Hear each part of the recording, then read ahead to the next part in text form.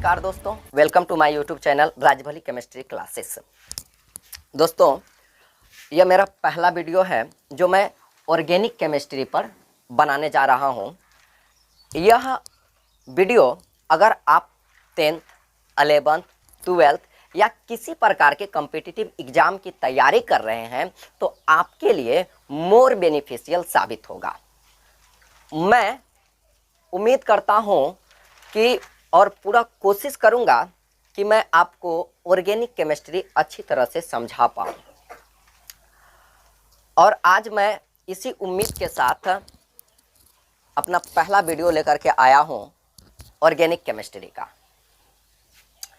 मैं organic chemistry को अपना एक कहानी के माध्यम से आप लोगों को सामने रखने का कोशिश कर रहा हूं, आपको समझाने का प्रयत्न कर रहा हूं।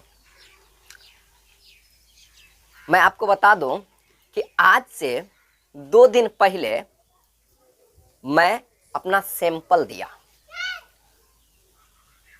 पॉजिटिव निगेटिव का सैंपल देकर के आया और साथ में ब्लड टेस्ट के लिए भी हम दे दिए, क्योंकि हमको अभी भी खांसी है, पहले भी खांसी था। ठीक, तो हम सैंपल देकर के आए। उसके बाद आज रिजल्ट आया तो बड़ा अजीब रिजल्ट आया है और हम उस रिजल्ट से बड़ा दुखी हैं। फिर भी आप लोग को वीडियो बना करके समझाने का प्रयत्न कर रहा हूं, प्रयास कर रहा हूं। ठीक, तो जब मेरा रिजल्ट आया है आज, तो मेरा रिजल्ट पॉजिटिव आया, पॉजिटिव आया।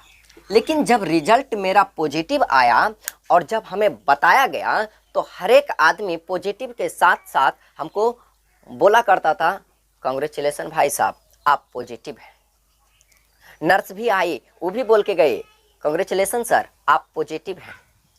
सब हमें कांग्रेचुलेसन, बधाई दे करके गया। और हमको ये समझ में नहीं आया कि अगर हम पॉजिटिव हैं तो हमको सब कोई बधाई क्यों दे रहा है। फिर तब मेरा ब्लड टेस्ट का बारी आ गया। अब ब्लड टेस्ट के बारे में हम कोशिश करने लगे जानने के लिए। तो ब्लड टेस्ट के बारे में जब हम पता किए तो उसका भी रिपोर्ट बड़ा अजीब था। रिपोर्ट हम लेकर गए डॉक्टर के पास। डॉक्टर अवाक हो गए, आश्चर्य और चकित हो गए कि ये क्या हो गया। हम बोले क्या हुआ डॉक्टर साहब? वो बोले आपके साथ बड़ा अजीब घटना हो गया। हम बोले हुआ सो क्या हुआ? बोला कि आपके शरीर में अब एक भी कोशिका नहीं है, अब आपके बॉडी में एक भी सेल नहीं है। आपका जितना भी कोशिका था ना, वो सारा रासायनिक सूत्र बन गया है, केमिकल फॉर्मूला बन गया है, आपका जितना बॉडी का सेल था। और आप जो पॉजिटिव है ना, वो कोरोना पॉजिटिव नहीं है, आप केमिस्ट्री पॉजिटिव है। इसीलिए मैं भी अपने तरफ से आपको बधाई देता हूं कि दुनिया में कोई कोई लोग होता है जो केमिस्ट्री पॉजिटिव होता है, किसी सब्जेक्ट का पॉजिटिव होता है। और आपके रग रग में, अब रोम रोम रोमांटिक्स नहीं गाइएगा, आपके रग रग में केमिस्ट्री, आप रग रग केमिस्ट्री गाइएगा। आपके रोम रोम में केमिस्ट्री घुसा हुआ है सर आपके डीएनए में केमिस्ट्री घुसा हुआ है। आपका होने वाला बाल बच्चा अब कहीं कहीं के जगह पे केमिस्ट्री करेगा। इसलिए सर मेरे तरफ से वंस अगेन कांग्रेचुलेसन। और यह जो समस्या था, हम अपना बचवा सबसे सुनते थे कि सर पापा जी, हमको केमिस्ट्री समझ में नहीं आ रहा है, ऑर्गेनिक केमिस्ट्री साफ नहीं समझ में आ रहा है। सर अब हम आप चिंता नहीं करेंगे, क्योंकि अब आपके डीएनए में समा गया है केमिस्ट्री, और आप भी किसी के भी डीएनए में अपने प्रयास के दम पर किसी के भी माइंड में केमिस्ट्री को घुसेर सकते हैं। और तब हमें वहां से पता चला कि हमारे अंदर केमिस्ट्री के बारे में कुछ नॉलेज है, मेरे डीएनए में केमिस्ट्री है। तो हम बताएं कि पूछे कि यह हम केमिस्ट्री पॉजिटिव हो गए हैं, मेरा सारा जो है सेल जो है वह केमिकल फॉर्मूला बन गया है, रासायनिक सूत्र बन गया है, तो अब मेरा क्या होगा? मेरा कुछ इलाज है, हम बचे उचेंगे कि नहीं? बोले जी सर, बिल्कुल इलाज है। अगर आप केमिस्ट्री पढ़ाना चालू कर दे तो आप बच सकते हैं, अन्यथा इस दुनिया में आपको बचाने वाला कोई नहीं। तो हम अपने इलाज के लिए और आपके सहयोग के लिए केमिस्ट्री समझाने का प्रयत्न कर रहा हूं,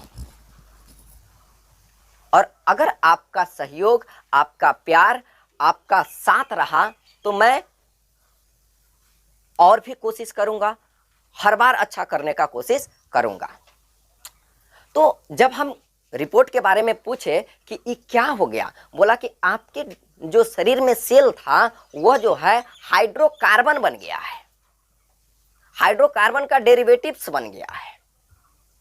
आपका जो सेल है वह H2O बन गया है, HCl बन गया है। मतलब आपका जितना भी बॉडी का सेल है, कोशिका है, वह रासायनिक सूत्र बन गया है।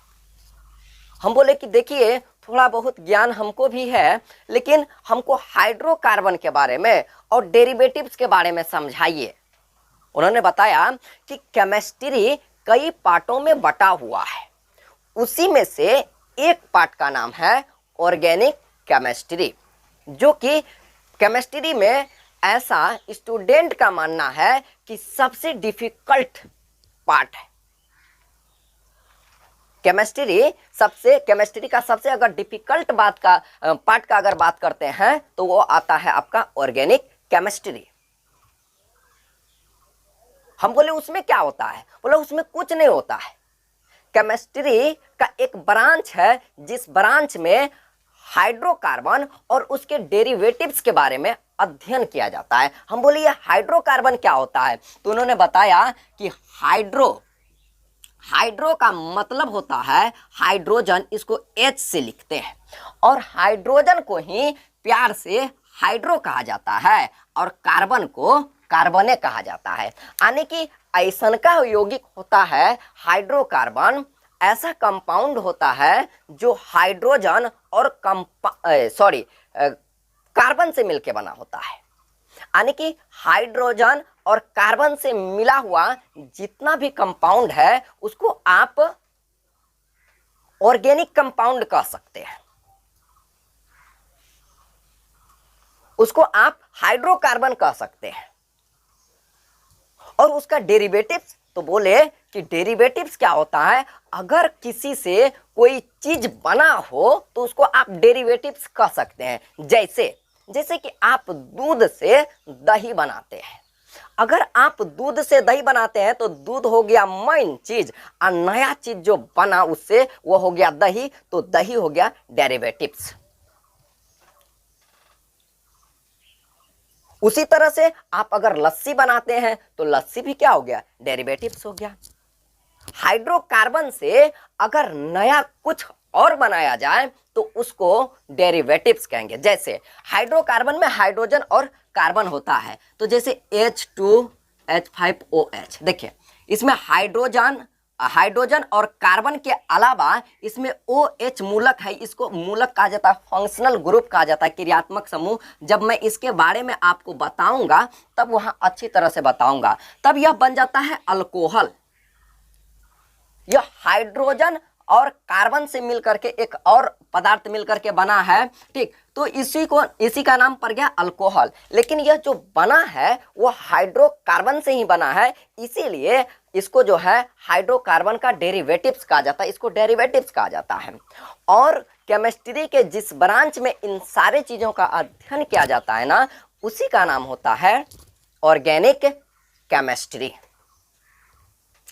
जैसे आप ऑर्गेनिक केमिस्ट्री के दुनिया में कदम रखिएगा तो आपको 2-3 बातों पे ध्यान देना होगा और 2-3 तत्वों पे ध्यान देना होगा। पहला होता है कि आप सबसे पहले जानिए कि ऑर्गेनिक केमिस्ट्री में जो मेन रोल निभाता है उसका नाम होता है कार्बन, क्योंकि इसका हिंदी होता है कार्बनिक रसायन। ऑर्गेनिक केमिस्ट्री में मेन रोल किसका होता है, कार्बन का मेन रोल होता है। और उसके बाद उसमें और सारा पदार्थ आता है, और सारा जो है तत्व आता है। जैसे आपका हो जाता है हाइड्रोजन, जैसे आपका हो जाता है नाइट्रोजन, ऑक्सीजन और हेलोजन। यह सब जो है ऑर्गेनिक केमिस्ट्री के मुख्य तत्व हैं। इसके बारे में अगर बात करें तो चलिए पहले हम बात कर लेते हैं LDS पे।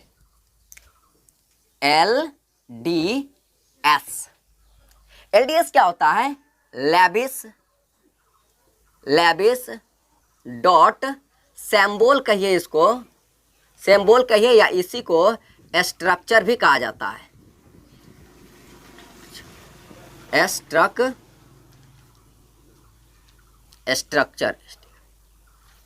स्ट्रक्चर, ठीक। लेबिस डॉट सिंबल या लेबिस डॉट स्ट्रक्चर। अगर इसके बारे में अभी हम बात करते हैं, संयोजी इलेक्ट्रॉन के बारे में इससे पहले हम बात कर लेते हैं, वैलेंस इलेक्ट्रॉन के बारे में बात कर लेते हैं।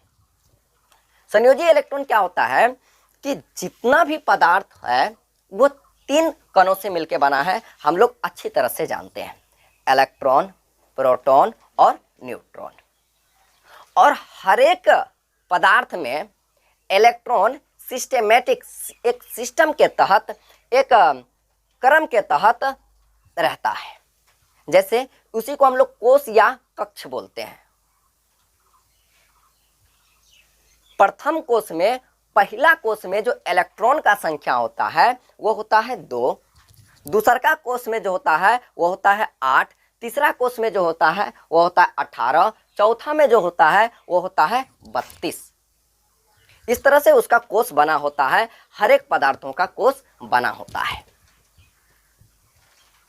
तो इसी इलेक्ट्रॉन को अगर अलग अलग कक्षा में बांट दिया जाए, अलग अलग कोश में बांट दिया जाए, अगर पहला में 2 गो रख दिया जाए और दूसरका में 8 गो और तेसरका में 18 गो, यानी कि जैसे जैसे इलेक्ट्रॉन रखने का सिस्टम है वैसे वैसे इलेक्ट्रॉन को आप रख देते हैं ना, तो इसी का नाम होता है इलेक्ट्रॉनिक कॉन्फ़िगरेशन, इलेक्ट्रॉनिक विन्यास, इसी का नाम होता है।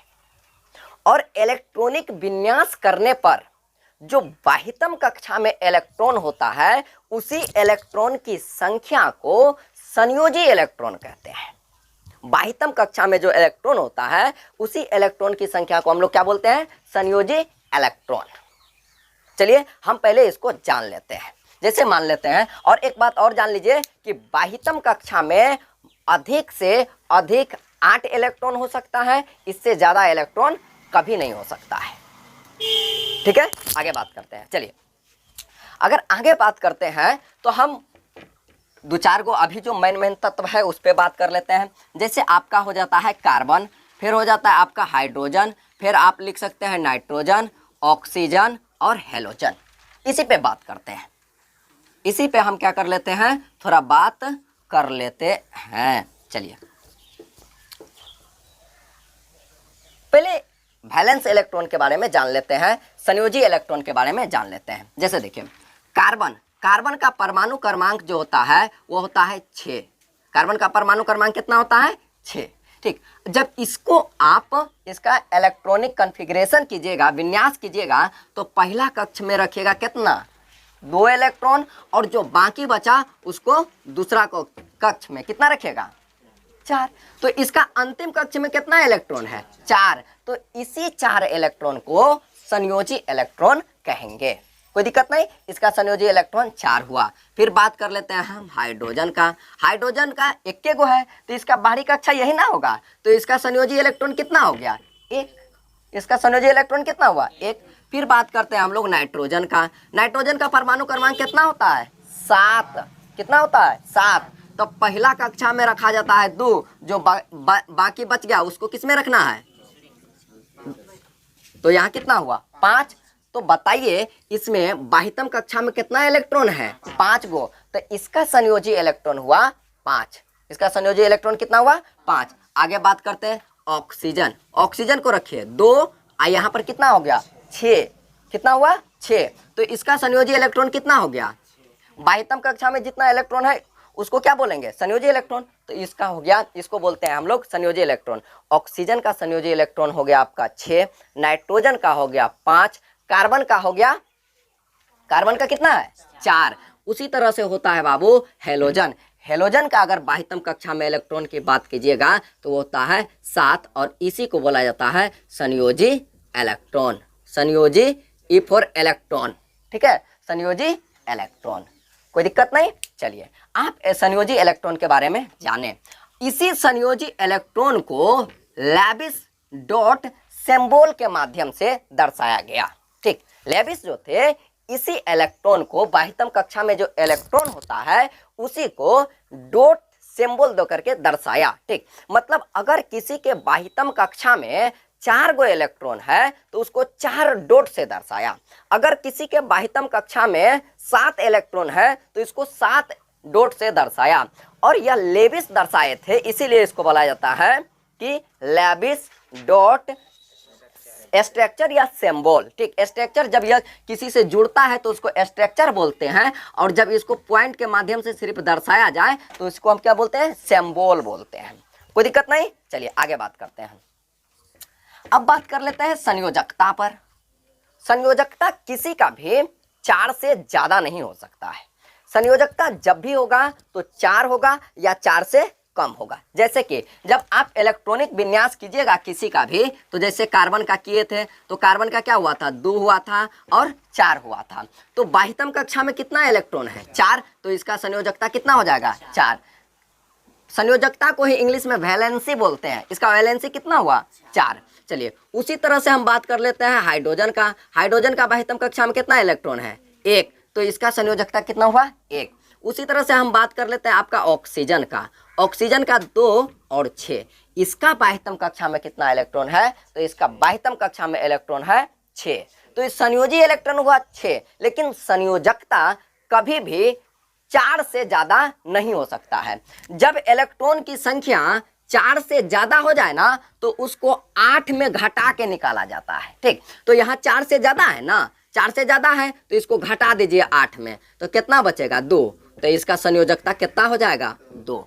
इसका संयोजकता कितना होगा, 2। उसी तरह से बाबू होता है आपका नाइट्रोजन। नाइट्रोजन का कीजिए 2 और 5, 2 और 5। अब देखिए 5 4 से ज्यादा, तो इसका संयोजकता तो 5 हो ही नहीं सकता है। जब भी होगा तो 4 से कम में ना होगा, तो एकरो क्या करते हैं, 8 में से घटा देते हैं, तो कितना बचा, 3। यही हुआ इसका संयोजकता। कोई दिक्कत नहीं। आगे बात करते हैं। आगे बात कीजिएगा तो बात कर लेते हैं हेलोजन का। हेलोजन का अंतिम कक्षा में इलेक्ट्रॉन कितना होता है, 7।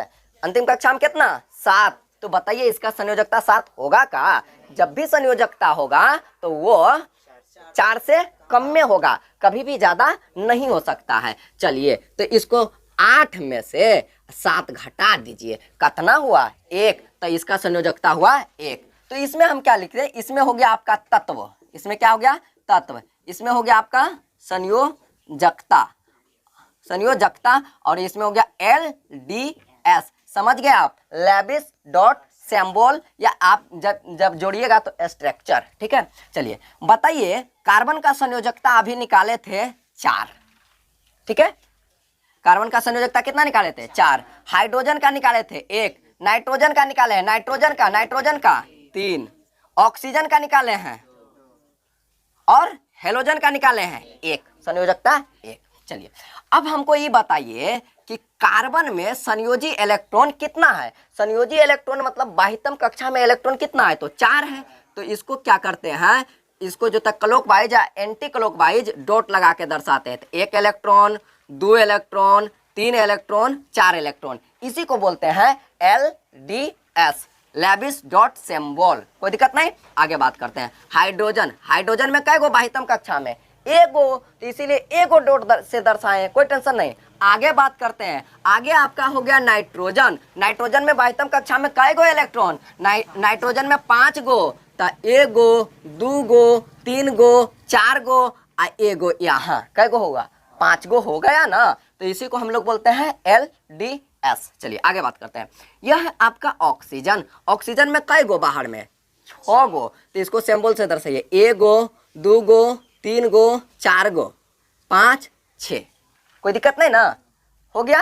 चलिए अब इसका कीजिए, इसमें कै गो होता है, 7 गो। हेलोजन में कै गो होता है, आप किसी भी प्रकार का हेलोजन लीजिएगा, चाहे वो क्लोरीन हो, फ्लोरीन हो, ब्रोमीन हो, आयोडीन हो, जिसको भी आप लीजिएगा, तो उसका बाह्यतम कक्षा में 7 गो इलेक्ट्रॉन रहेगा। जब आपको इलेक्ट्रॉनिक कॉन्फ़िगरेशन पढ़ाएंगे, इलेक्ट्रॉनिक विन्यास आपको जब बताएंगे, तब हम आपको इसके बारे में बताएंगे। मतलब इसमें जो ऑर्गेनिक केमिस्ट्री में थोड़ा बहुत इसका नॉलेज होना जरूरी है, इसीलिए आपको बताते हैं। चलिए, तो 1 2 3 4, फिर देखिए 1 2 3, अब देखिए 2 2 4 2 6 1 7, 7 गो हो गया। ठीक, इसी को बोलते हैं हम लोग LDS। यहाँ तक आपको आया समझ में, इसमें कोई टेंशन नहीं है। चलिए, इसको आप समझे। अब आगे हम बात करते हैं। हाँ, तो हम आपको आज इतना तक ही छोड़ रहे हैं, पहला वीडियो है और वीडियो ज़रा ज़्यादा लंबा हो जाएगा, इसीलिए हम इसको आज यहाँ तक ही रखते हैं। अगले वीडियो में इससे आगे का बात करेंगे। ठीक, अगर आपको मेरा वीडियो अच्छा लगा हो, अगर मेरा पढ़ाने का शैली अच्छा लगा हो, तो आप इसे लाइक कर सकते हैं, कमेंट कर सकते हैं, आप सब्सक्राइब कर लीजिएगा ताकि नोटिफिकेशन आपको सबसे पहले मिलेगा।